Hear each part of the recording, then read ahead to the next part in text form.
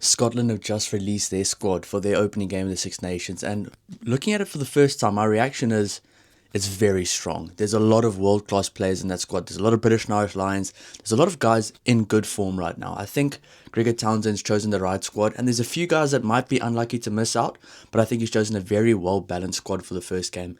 Probably one of the first teams that have gone for a 5-3 split, so it's very interesting to see that. I know a lot of the Scottish fans in the comments for my Who Should Scotland Pick video were saying they should go for a 6-2 split. And by the way, to all the Scotland fans that were commenting on that video, thank you so much. I really enjoyed all the rugby conversations. And if you guys do enjoy the content, please don't forget to like and subscribe to help the channel grow.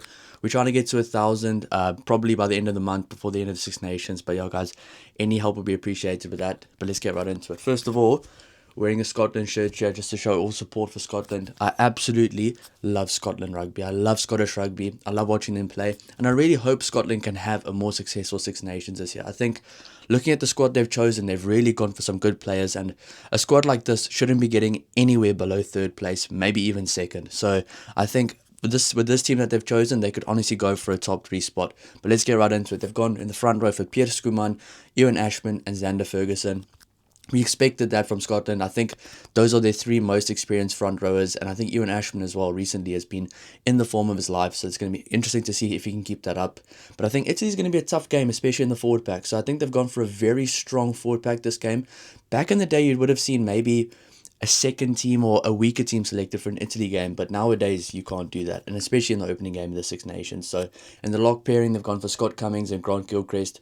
Also expected. I think most of the selections in the forward pack were expected, and the loose forwards, they've gone for Matt Ferguson at number 6, Rory Dodge as vice captain at number 7, and Jack Dempsey at number 8. Jack Dempsey last year was probably the most informed Scotland player in the team. I mean, that game against the All Blacks he was just absolutely everywhere. He was phenomenal. And there's a really good balance in this forward pack. There's a balance between size, power, physicality, speed, pace, skill set. There's a really good balance, and there's a lot of different style players in this forward pack. But I think this forward pack is actually underrated for how skilled they can be with ball in hand. So this forward pack can play fast, they can play physical, and I think this is the perfect forward pack for this Italy game. And I think Italy are going to try to take it to them and be very physical.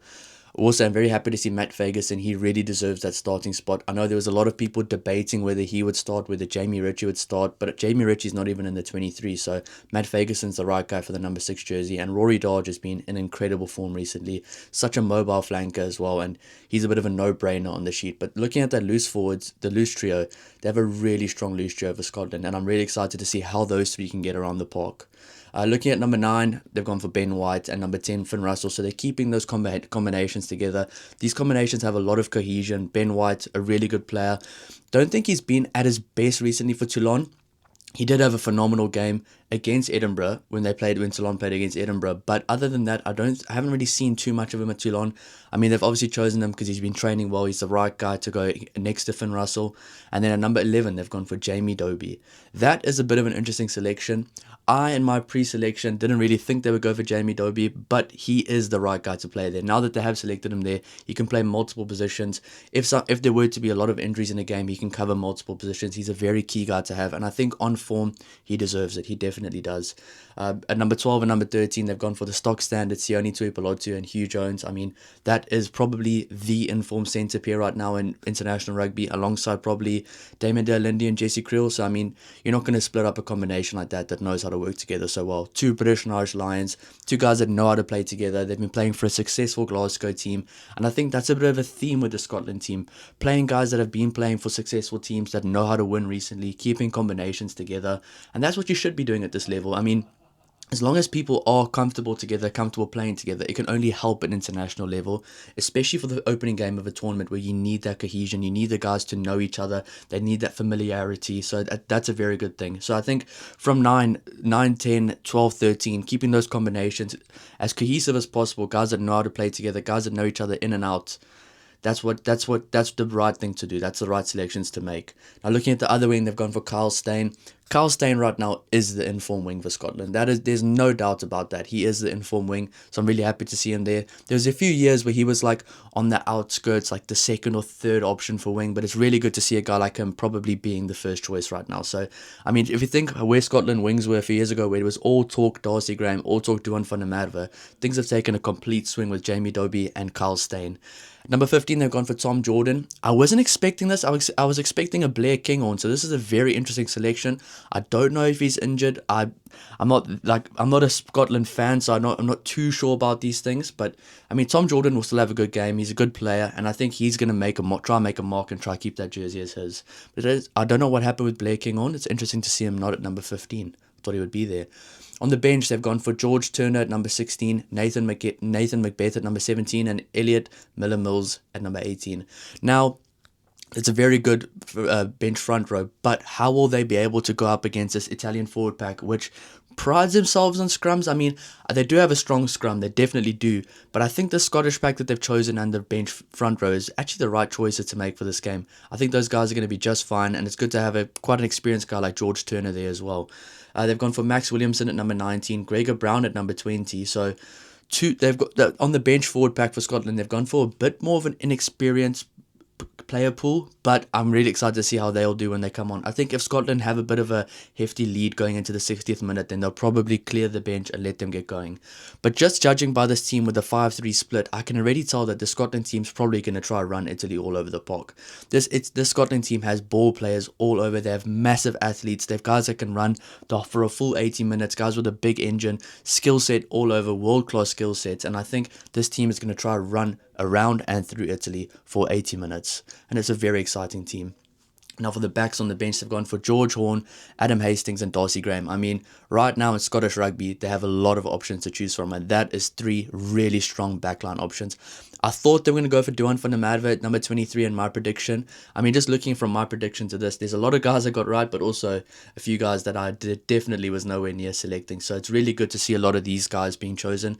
George Horn is a phenomenal player. He can add so much off the bench, and I think his key position right now is off the bench. He's one of those guys, he's a good starter and he can be good off the bench, but I think what you get him versus Ben White. Ben White's a better starter right now, and George Horn is a better player off the bench. So you just got to play guys to their strength, and I think once the game's open, a bit more loose, give a guy like George Horn the reins, let him go in when the game's open, let him play around the fringes, get a few clean breaks, he'll be there. His support running is one of his most underrated aspects of his game, and I think he'll make a big impact.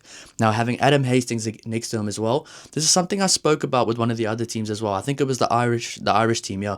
Keeping those combinations together from club to this level now is very key. It's very important. George Horn and Adam Hastings have been very good for Glasgow recently. As you can see, Glasgow's had one of their best seasons in recent memory. Glasgow's been on the up. Glasgow's been winning a lot of games, and those two have been at the centre of it at 9 and 10. Now, keeping a combination like that on the bench is really important, because if something were to happen and Scotland were to maybe lose all imagination, or it just wasn't going smoothly for them on attack, or Finn Russell was to get injured, then you can bring those two on as a combination and they'll be settled right away. They know how to play together. Then you have a guy like Jack Dempsey at 8. 8, 9 and 10 is a very important combination. People always think it's either just 8 and 9 or 9 and 10, but 8, 9, 10 is a very important combination, especially when it comes to communication. And I think Jack Dempsey does know how to play well with Ben White and Finn Russell, but if you were to bring a George Horn and Adam Hastings on, those guys know how to play together.